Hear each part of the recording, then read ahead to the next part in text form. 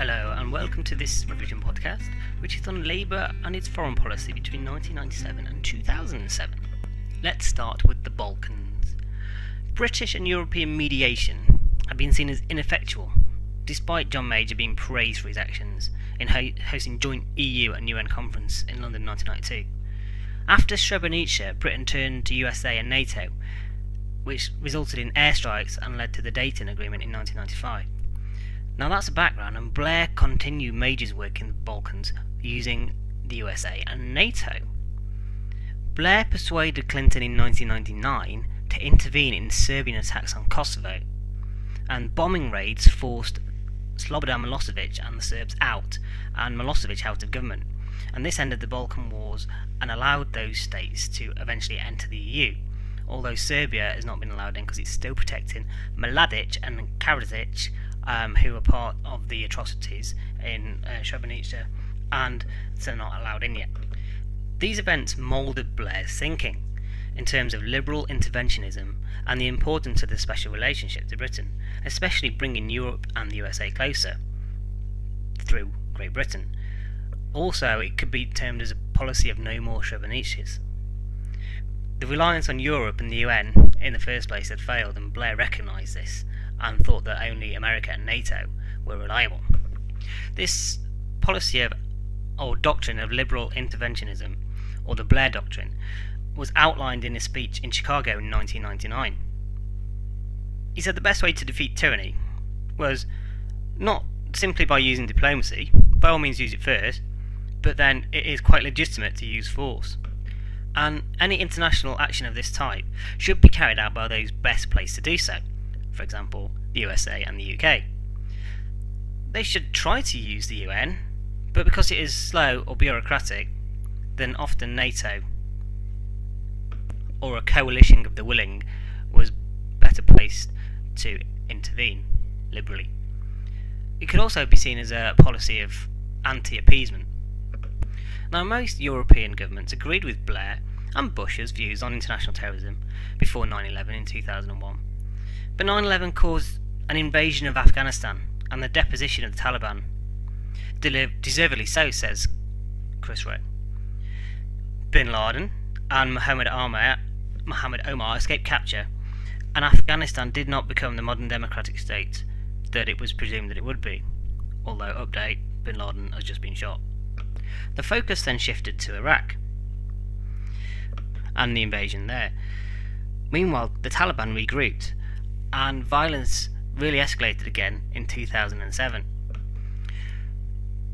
Prisoners from Afghanistan and elsewhere were taken to Camp Delta at Guantanamo Bay in Cuba, which is an American holding facility where they're held without trial. And there have been allegations that prisoners have been tortured there, or as the American military put it, enhanced interrogation techniques, including waterboarding, and there have been some allegations that British prisoners have been tortured there. So by 2007, because of the Iraq War, as well as this, liberal interventionism has been discredited. So on to the Iraq War. Saddam sounds like some sort of distressed pig. Saddam Hussein had been contained since the 1990s and the First Gulf War by no-fly zones, enforced by NATO. George W. Bush and the neoconservatives, look it up, considered this as a failure, and that Iraq was unfinished business.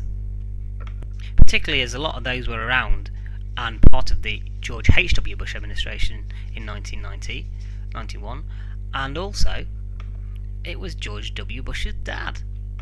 Now, one of the excuses is that Iraq was a base for Al-Qaeda, those involved in the 9/11 terrorist atrocities. But it probably wasn't, because Iraq was a secular country. Well, the government was a secular government. Saddam Hussein was not a religious extremist, even though he was Muslim. Unlike Iran next to him, which is a religious government. The other reasons is that Saddam was producing weapons, or developing weapons of mass destruction, WMD. It turns out that he wasn't, but he had ejected UN weapons inspectors in 1997, so he certainly wasn't being upfront and honest about what he was doing.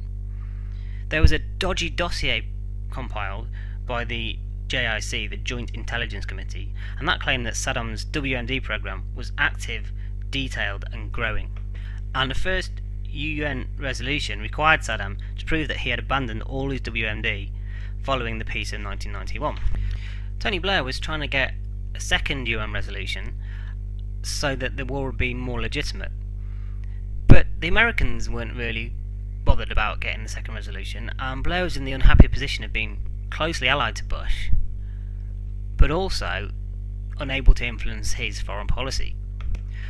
When the second UN resolution to actually invade Iraq failed, probably, well, mainly because Russia and China blocked it for political reasons rather than anything else, Britain, Poland and Italy joined the USA as a coalition of the willing, and the USA were always going to invade to defeat Saddam, no matter what the UN resolution outcome had been. So we won the war very quickly, within months, but not the peace, and it has been very costly for Blair, both in money and politically, since then. There was really insufficient planning as to what would happen after.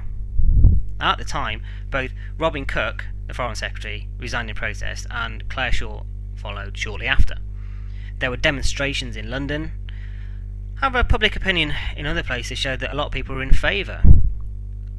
I, for one, at the time thought if the government, they're the people most likely to have the best information on what Saddam was doing, let them make the decision. Now, since then, obviously, things have changed.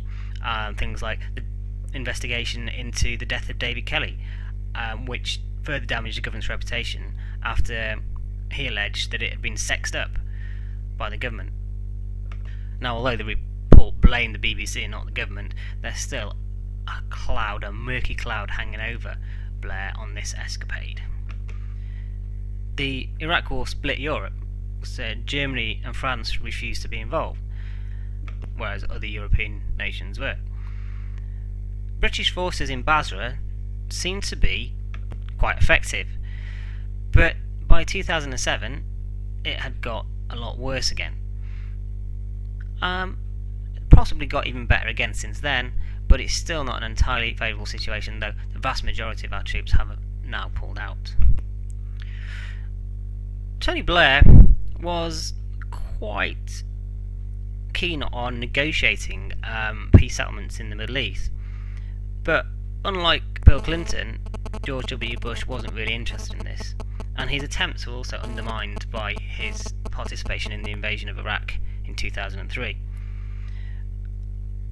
He became a special envoy to the Middle East, though, after his resignation in 2007, which he still is to this day.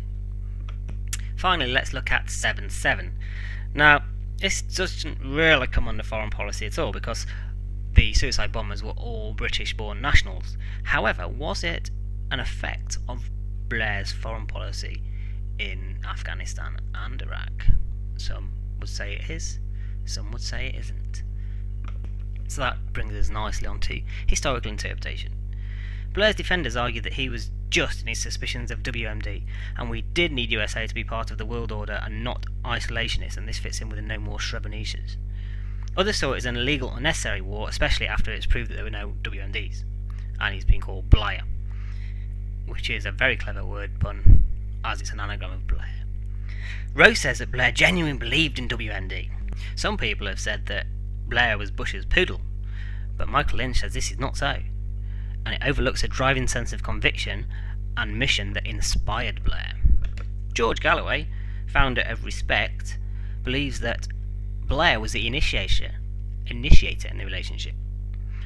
Lynch also says the spread of terror was encouraged by the war in Iraq, and that Blair and Bush had created the terror that they wished to avoid. However, jihadists predate 9/11, and Kuwait, Bosnia and Kosovo had all been British and American action to protect Muslims. Some say that Saddam could and would have developed WMD at some point. And Lynch finished off by saying that foreign policy defined Blair's years in office, and I would agree with him there.